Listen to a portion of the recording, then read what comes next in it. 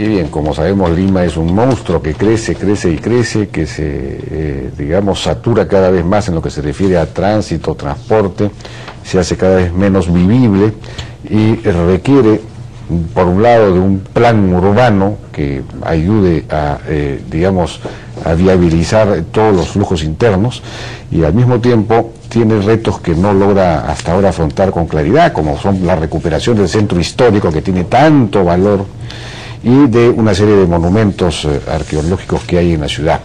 Estamos con especialistas en este tema, que son Jorge Ruiz de Somocurcho, que es un arquitecto y urbanista, con Raúl Izarzaburo, que es periodista, pero es muy experto en estos temas, ya lo hemos entrevistado acá, y Javier Sotanadal, que es presidente del Consejo Consultivo perdón, es el director de Consultivo del Plan Urbano de Lima, del Plan Urbano, efectivamente, el presidente del Consejo Consultivo del Plan Urbano, además es el director, el gerente de EMAPE, entidad que recibe cuestionamientos últimamente, pero en fin. ¿Cómo están? ¿Cómo les va? Buenas noches, ¿cómo están? ¿Qué tal? Comencemos rápidamente por el tema del centro histórico de Lima, que es una pena que no se recupere. Tenemos los casos de recuperación del centro histórico de Quito, por ejemplo, acá cerca, en fin, para no hablar de México. Nosotros tendríamos una gran posibilidad ahí. ¿Qué pasa? ¿Por qué es que no logramos los fondos, no tenemos un proyecto? ¿Por qué no se recupera el centro histórico, no se lo pone en valor? No sé, Raúl, podemos comenzar rápidamente por Javier. Perdón, Javier. Bueno, tengo que hacer el deslinde. Yo ahora estoy trabajando en la Municipalidad de Lima, en el área de cultura, entonces de repente voy a tener ahí un sesgo pro municipalidad. Pero yo creo que a pesar de eso, y a pesar que no es mi área directamente la del centro histórico, yo creo que conviene hacer un mea culpa. Ahí hay esta gestión empezó con muy buen interés respecto a la recuperación del centro histórico. Algo pasó en el camino, ha habido 3 directores de Pro Lima, y la sensación que como ciudadano uno tiene es que eso se ha descuidado. Había un proyecto pendiente del BID, que habían $50 millones para recuperar un sector de Barrios Altos, y eso todavía, por ejemplo, hasta donde tengo entendido, tiempo, ¿no? Sí, es un proyecto además que lleva muchos años. En esta gestión se aprobó y se dio el visto bueno, y eso estaba listo a empezar.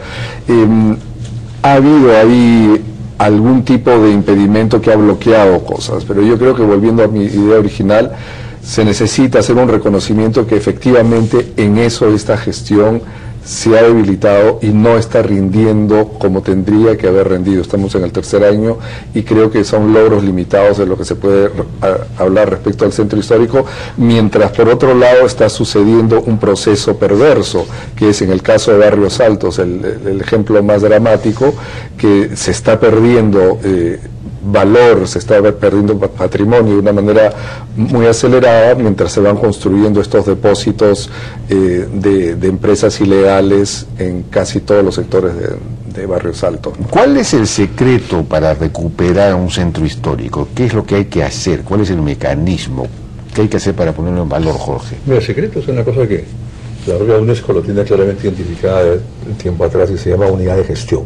O sea, crear un ente potente con las suficientes facultades, competencias y recursos como para poder llevar a cabo con éxito un gran plan, un plan maestro que es conocido, consensuado, concertado, interinstitucional, porque el centro no solamente escapa al ámbito del manejo municipal, tiene que ver con cultura, tiene que ver con el Ministerio de Vivienda, etcétera, ¿no? Lo que yo diría, pensemos no solamente en el centro, sino pensemos, Jaime, en la Lima histórica. La Lima histórica y la misma Lima milenaria, ¿no? Pensemos en los barrios históricos de Pueblo Libre, del centro de Lima, del Cercado, del Callao, de Barrios Altos, ¿no? Hay Barrios Altos y de Barranco. Entonces, esto es lo que sí te permite, es de tal darle a la ciudad de Lima un instrumento muy fuerte de identidad de ciudadanía, ¿no? Es todas estas áreas históricas puestas en valor, recuperadas. ¿Qué pasó con el proyecto del BID? Que hay $50 millones ahí, y eso nunca se... Habían 100 millones. El proyecto del BID, Andrade, lo dejamos listo a Castañeda. Pero ahí pues esta cosa no continúa la gestión del anterior. El río que no tiene agua. El proyecto estaba aprobado, era un proyecto estrella del Banco Interamericano. ¿Dónde está la eficiencia, la eficacia del negocio? La tan pregonada eficacia. Yo creo que ahí cero a la izquierda. Más bien ahora esta gestión ha retomado el proyecto y el BID ha tengo entendido aprobado una parte menor del mismo de 30 millones, que es importante para Barrios Altos. Porque una cosa que algo que garantiza que nosotros sean vivos es que la gente esté ahí, que haya evidencia. Y como dice Javier, está expulsando gente. Esto supone, por ejemplo, ahora en el último CADE hubo una propuesta muy interesante de los empresarios vinculados al sector turismo, cultura, etcétera, para poner en valor, convertir en producto, ¿cómo era la cosa? En producto turístico. Los recursos. Los recursos, hay no sé cuántas huacas en Lima. La línea precolombina. Enumeraron 5 de ellas, para comenzar con 5, las dijeron cuáles eran, Mateo Salado, en fin, no me acuerdo cuál, Huaycán, Bariachi, etcétera. Además, Pachacamac, claro. Imagínate, ¿no? Un conjunto de monumentos que hay entre la zona de Caral, el norte chico, digamos, y la ruta Mochi, para hacer una continuidad y lo que le llamaban la ruta del origen. Muy interesante todo esto, al estilo un poco de la Huaca Puquiana, digamos, ponerlos en valor. Quizás hablando con el sector privado se pueda movilizar este asunto. Yo no sé esto cómo se ve desde el punto de vista del plan urbano. El plan urbano no considera este asunto. No, es un eje fundamental, Jaime, es un eje fundamental porque en Lima, entre sus valores, está su patrimonio histórico monumental. Yo tuve la suerte de coordinar el primer inventario del patrimonio histórico monumental de los 3 valles. Hay estudios. ¿Ya? Y para ser directo, no hay ningún país, y menos un país pobre como el nuestro, que pueda recuperar motu propio con sus recursos este patrimonio. Por lo tanto, hay que rentabilizarlo. Claro. O sea, la acción y propuesta del sector privado es fundamental. Creo que solamente de esa manera se podrá hacer. La Habana está como está teniendo ese patrimonio porque no se invierte, sigue siendo deteriorada. Los españoles han invertido, pero el Estado español, claro. Sí, pero no es evidente, sí, no es evidente. Ahora tenemos una suerte de modelo económico que se señala que creo que sería muy potente para esto, y se está haciendo, pero lo que tiene que hacerse es obviamente dentro de un plan de desarrollo urbano que se está elaborando. Yo recién hace una semana se me ha dado este encargo, he estado en una serie de reuniones y creo que es un documento muy importante que, entre otras cosas, primero diagnostica lo que realmente está ocurriendo. Se hace la famosa pregunta: ¿de dónde venimos, qué somos y a dónde vamos? Y en ese... Pues es una pregunta ya... No, pero es fundamental. Es fundamental, porque los mismos factores que han hecho Lima... Los griegos no pudieron responder, la verdad es bien difícil que Javier Sota lo pueda responder. Yo no, pero un equipo técnico sí. ¿Por qué? Porque Lima es lo que es, porque hay una serie de factores que determinan su absoluto desorden. Por ejemplo, las invasiones, el crecimiento, la desprotección de la propiedad pública, la falta de rentabilidad de la propiedad privada en el centro, por ejemplo. Entonces, este plan urbano lo que pretende es convocar a todos los actores reales. No va a ser un plan de gabinete ni de iluminados. Se va a trabajar con el ministerio, con CAPECO, con asociaciones de propietarios, y vamos a tratar una ruta, una visión, y se van a comenzar a hacer cosas inmediatamente, porque hay una cosa conceptual. ¿Qué tiene que fijar un plan urbano? ¿Para qué sirve? Es decir, ¿qué normas, qué parámetros tiene que fijar? Fija objetivos a la ciudad en varias dimensiones. Por ejemplo, un objetivo es recuperar el centro histórico, pero no solamente el centro histórico, como ha dicho Jorge, todo Lima tiene que ser recuperado. Ahora, ¿con quiénes? Tiene que ser con el sector privado. Y se tienen que dar las condiciones para que el sector privado efectivamente tenga interés en invertir en eso. Se tienen que revisar una serie de normas. De eso se trata. Lo que te quiero decir es que el plan urbano, por ejemplo, fijaría, he oído hablar de las famosas ciudades satélites, siempre se ha oído hablar de eso. Es decir, ¿dónde se expande la ciudad de Lima? Eso estuvo en el plan regional concertado. Está en el plan regional. El plan regional lo comenzamos contigo. Sí. El plan regional fue concertado, hecho por la gestión de Zona de Verano, me hace una excelente decisión que dirigió Gerardo Ipiz, determina, entre otras cosas, que para ordenar el crecimiento de la ciudad, especialmente los sectores de menores ingresos, aquello que es vivienda popular, puedan haber ciudades autosostenibles, en el norte y en el sur, ¿no? Con suelo que debe ser reservado desde ahora y trabajado desde ahora, pero con un concepto de ciudad en la cual se produce, se vive, se trabaja. ¿Y el plan urbano fijaría eso? No, definitivamente está. Y yo esperaría que me invites en otra oportunidad para exponerte más, pero sí, en Ancón se puede hacer cosas muy importantes, muy importantes. Autosostenibles, como dice Jorge. Habrá un tren de cercanías. Claro. Se pretende hacer un puerto seco ahí, y también en Lurín. Bueno, el otro día Juan de Dios Olaechea señalaba que el puerto del Callao necesita no uno, sino 3 extrapuertos, lo que llamaba él. Me imagino que son puertos secos, porque uno tiene que captar toda la producción que viene del sur, otro del norte y otro del centro. Es decir, no tiene sentido que el camión que viene del sur tenga que atravesar toda Lima para llegar hasta... Exactamente. Tú deberías estar en el comité consultivo. No, dile a Juan Dios Olaechea que ya tiene toda la visión clara, pero no a mí, y yo simplemente soy un intermediario. Bueno, pero tanto el problema del patrimonio histórico monumental como estos temas que estás hablando del funcionamiento orgánico de la ciudad, lo que pretende el plan es dar una visión, pero realmente con normas y con procedimientos que hagan factible. Lo que te quería decir es que eso de corto, largo y mediano plazo, eso no existe. ¿Cómo es eso? No existe, porque lo que está en el largo plazo tienes que hacerlo desde ahora. Entonces, este plan pretende tener proyectos inmediatos, consensuados con los actores concretos, de tal manera que Lima comience a parecerse a una ciudad que funciona orgánicamente. Porque ahora nosotros vivimos una ficción. ¿Y ese es un plan vinculante? ¿Establece normas? Tiene que ser en normas, pero también... por ejemplo, la zonificación. Esa es una competencia de la municipalidad. ¿Sale del plan la zonificación? Claro, pero Jaime, porque te marca el uso del suelo. Claro. Así es. El plan te marca concretamente qué debe pasar en el territorio de manera óptima. Bueno, me permiten ir a una pausa y regresamos. Claro, la red donde todo es posible. Nueva banca de negocios del BBVA Continental. RIMAX Seguros, todo va a estar bien. Chevrolet Fine New Roads. Inca Pharma, más salud al mejor precio. Hace 2 años me diagnosticaron cáncer. El tratamiento que tenía que hacerme era tan caro que hubiese tenido que venderlo todo para poder pagarlo. Menos mal, nunca tuve que hacerlo. Estaba asegurada por RIMAC.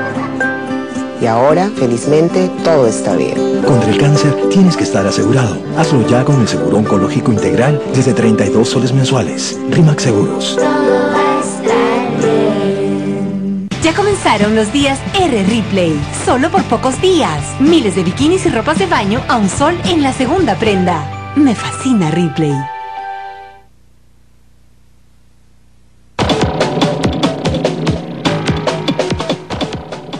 Bueno, seguimos conversando entonces con Javier Izarzaburu, Jorge Ruiz de Sumo Curso y Javier Sotanadal. Estábamos hablando del plan urbano que ya ha comenzado a formular. ¿Ya comenzó a formular? Ya comenzó a formularse, hay técnicos, ¿Cuándo está abierto esto? Yo entiendo que en octubre, noviembre nosotros estamos planteando lo que se tenga que plantear. Pero además no se aprueba en la Municipalidad de Lima. Se aprueba, pero va a requerir también ir al Congreso de la República. Porque el Perú ha perdido capacidad de ser ciudad. Se necesita empoderar al gobierno local. No solamente lo que es absurdo es que el gobierno, que en Lima haya un gobierno regional y en el Callao haya otro gobierno regional. El gobierno regional debió ser Lima-Callao, precisamente para resolver ese problema absurdo que hay. En este momento alguien contaba el otro día en CAE que el proyecto vía Parque Rímac llega, se para en el Callao, no entra al Callao. Que el otro proyecto, varios proyectos no entran al Callao. Las rutas absurda. Es un barco. Lo de las rutas que viene en el Callao, el de Lima cabe en el Callao, o sea, Callao ve si lo sí o no lo sé. Así es disparate, ¿no? Un disparate total. Entonces, eso debería estar resuelto en el plan urbano. El plan urbano debería haber, porque el plan urbano ya Lima y Callao son lo mismo. Definitivamente, en términos de descripción técnica es una sola cosa. Se ha invitado al alcalde del Callao y estamos digamos, en las conversaciones para involucrarlo. Sí creo que hay absoluta posibilidad de convenir, porque es una megalópolis, la ciudad es como un organismo. ¿Cómo vas a dividir? ¿Qué es la chalaquitud? ¿Qué es la limeñitud? Y en términos de los servicios urbanos y de los servicios técnicos, ¿cuál es la diferencia? Por eso te digo que este plan tiene que subir a instancias superiores también en los aspectos técnicos normativos que lo requieran. Se necesita una ley del suelo, y de eso te puede hablar Jorge con mayor propiedad. Un aspecto que a mí, por ejemplo, me interesa es que a mí me parece estupendo que estemos hablando de planificación, porque eso nos da futuro. El asunto es que como ciudadanos nos hemos vuelto tan escépticos al futuro que yo creo que como algunos nos estamos preguntando cómo vamos a lidiar el próximo año, los próximos 5 años, cuando por ejemplo tenemos el problema del patrimonio que está desapareciendo de manera acelerada. Creo que no tenemos respuestas inmediatas que satisfagan no solo a la población, sino a esos edificios que se están perdiendo. Y luego el mismo uso del espacio público. Estamos viendo espacio público, hablando de parques, que están siendo o mutilados, como pasó en el Parque de los Próceres, o están siendo cercados, espacios públicos cercados, como se ve en el Campo de Marte, o espacios públicos privatizados, que también es una esquina del Parque de los Próceres, como pasa en muchas partes. Entonces yo creo que el ciudadano tiene esa sensación de incomodidad, que la ciudad no está siendo pensada en el ciudadano, sino que por alguna razón están adquiriendo prioridades, otros elementos que tendrían que ser una parte de un total, pero no el total. En este caso, cuando la autoridad y la empresa privada aparentemente actúan de manera abusiva, sin poner al centro al ciudadano, el ciudadano se incomoda. Entonces, ¿eso qué significa cuando estamos hablando de planes? ¿Qué le estamos diciendo a la persona que nos está viendo en este momento? Señora, ¿qué va a pasar con el parque que tiene al frente que se lo han enrejado? Chicos, ¿qué va a pasar con esa zona donde hasta ahora no pueden construir un buen centro deportivo? Yo creo que además de estas estupendas ideas, necesitamos encontrar desde los municipios distritales también respuestas inmediatas que resuelvan no solo este tema de espacio público, sino también el de patrimonio. O sea, mi corazón está cercano al patrimonio, pero lo veo, estamos en Santa Beatriz, lo que quizás pudo haber sido uno de los distritos más bonitos o el más bonito de Lima. Igual, o sea, están cayendo casas preciosas de hace casi 100 años ante estos edificios anodinos que conversábamos con Jorge. Cuando lo construyeron, las inmobiliarias tenían una visión de ciudad, de estética. Lo que lo está reemplazando es completamente diferente. Mira, eso nos lleva a lo siguiente, ¿ya? En este momento, siglo XXI, el Perú es ya un país de ciudades, ¿no? El 70% de la población del Perú optó por vivir de alguna forma en ciudad. Casi el pequeña, 80%. Pequeña, mediana, intermedia, metropolitana. ¿Ya? Y estas ciudades se han encontrado hoy con un crecimiento económico del país inusitado. Inusitado en la historia del país, ¿ya? Que se traduce a su vez en un crecimiento inmobiliario muy grande. Si tú no tienes, las ciudades no tienen, desde Lima hasta Cajamarca, Trujillo, Chiclayo, un plan ordenador, lo que va a ocurrir es que este crecimiento inmobiliario, formal e informal, porque ambos existen y conviven, va a ser simplemente depredador. Y vamos a dejar por los próximos 100 años una ciudad que depredó sus recursos, mató sus valles, sus zonas verdes, creó sin espacios públicos, desbalanceada, contaminada, ¿no? Con unas cargas y con unos pasivos realmente así increíbles para las siguientes décadas, a pesar de haber disfrutado de momentos excepcionales de bonanza. ¿Qué se necesita? Que el plan como instrumento y la gestión como autoridad permitan que este boom inmobiliario pueda ser desarrollado con responsabilidad social, a favor de la ciudad, donde en grandes escenarios que el plan te pone, grandes escenarios de inversión que el plan te plantea, ¿no? Pero, una cosa importante a raíz de lo que ha dicho Jorge. El ADN de hacer ciudad antes tenía, con Fernando Belaúnde y otros urbanistas, que tú tenías que hacer reservas para el Estado, parques, jardines. Todo conduce a que ya no se haga eso. Lo único que se hace es densificar. Y si antes teníamos, creo que 7 metros cuadrados de área verde por habitante, ahora estamos bajando a 5. En algunos sitios, menos de 2 en otros. Y entonces, por eso te digo que hemos perdido capacidad de hacer ciudad. La ciudad básicamente son sus espacios públicos. Y la propiedad privada se valoriza y existe porque hay propiedad pública. La propiedad pública, el espacio público se está destruyendo. Por eso es tan importante un plan. Pero, por ejemplo, el caso opuesto sería el de la Costa Verde, en donde se abre un gran espacio, no verde, quizás azul, o no sé cuál es el color del agua, pero digamos, de disfrute de la naturaleza, etcétera, pero en donde más bien se niega la participación de la expansión privada. que podría ayudar a jalar más gente precisamente a disfrutar de ese espacio, porque si solamente tenemos banquitas y veredas, ¿quién va a ir a la Costa Verde? Es decir, ahí se necesita una mezcla de los dos elementos. Bueno, hay un tema de concepto ahí, ¿no? Es decir, ¿con qué concepto recuperas tú la Costa Verde? Yo creo que hay un pasivo que el plan sí puede perfectamente retomarlo y encauzarlo, ¿no? Es decir, si la Costa Verde es, como estamos de acuerdo, el gran espacio público, debe ser así. El gran espacio público metropolitano y nacional inclusive, ¿ya? Para su uso todo el año, no solamente en verano. ¿Esto qué requiere? Requiere tú que elementos claves como la conexión de la parte inferior con la superior, la vialidad, etcétera, estén debidamente resueltas de modo permanente. Pero una cosa que es clave es que primero lo recupera a todos los vecinos, aparte de pensar en una costa que va desde Ancón hasta Pucusana, no solamente la bahía de Lima, ¿no? O sea, pensar en el borde un sistema de espigones que permita recuperar playas. Y de relación efectivamente en el Lima Norte, en el Lima Sur, en el Lima Centro de la ciudad. Hemos perdido la herradura. Bueno, eso ya fue una tragedia. A Javier le tocará enmendar ese acuerdo, ¿no? Si me permite. No, es correcto. El proyecto que se está haciendo en la Costa Verde es como una habilitación urbana. Tiene 3 componentes. Las escaleras para bajar e incluir que los limeños efectivamente bajen. Una vialidad que permite ya lo que es, Jaime, vivimos cerca y utilizamos mucho nosotros y que debemos facilitar para que los ciudadanos transiten mejor, y un malecón. Pero entre estos 3 elementos hay un área que definirán los distritos qué van a hacer con ella.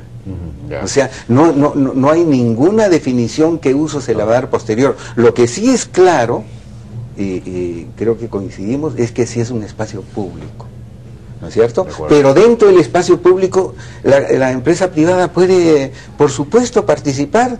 Se pueden recuperar playas, se pueden hacer espigones dentro de un plan estructurador que se tiene que plantear. Lo que se está haciendo es simplemente, como era San Borja hace, digamos, 50 años, se ha hecho una habilitación urbana y los distritos definirán qué van a hacer, obviamente resguardando el criterio mayor de espacio público para que todos seamos no sé si eso capaces. Queda tan claro, porque es bien difícil poner un espigón y un restaurante en la punta del espigón, por ejemplo, bien, no está permitido. Lo que tiene que hacer es ganar playa, Jaime. Un hotel al estilo Dubái sería extraordinario, pero eso ni siquiera eso se tacha como posibilidad. Pero no está negado. No está negado. Bueno, ya me están pidiendo que lamentablemente tenemos que... Yo creo que Javier puede ponerle ahí efectivamente un acento importantísimo ¿no? en el tema de la Costa Verde, el plan ahora.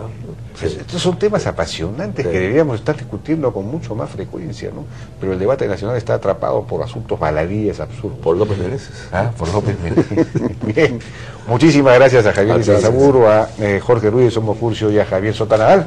Vamos a seguir conversando de estos asuntos cada vez más. Espero, ojalá que la coyuntura lo permita. Nosotros nos despedimos. Muchas gracias por su compañía. Viene Rumbo Económico y Enrique Pasquel. Buenas noches.